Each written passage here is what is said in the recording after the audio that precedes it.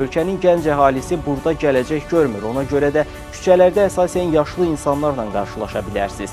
Əgər gəncsinizsə və əyləncə üçün ora getməyi düşünürsünüzsə, küçələrdəki yaşlı kütləni gördükdə məyus ola bilərsiniz. Paytaxt Kişineyonun küçələrində gəzərkən insanların çox durğun və yorğun olduğunu, həyat sevincini itirdiklərini görə bilərsiniz.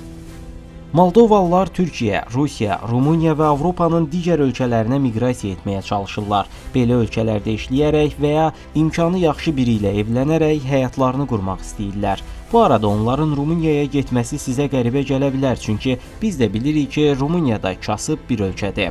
Amma Rumıniya Avropa İttifaqına daxil olduqdan sonra iqtisadiyyatı inkişaf edib və bugün Moldova ilə müqayisədə daha yaxşı vəziyyətdədir. Moldovalı gənclər xarici ölkələrdə çalışaraq öz ailələrinə tez-tez pul göndərirlər. Burada belə nəticə çıxarmaq olar ki, Moldovalıların təxminən 40%-i xaricdə yaşayır.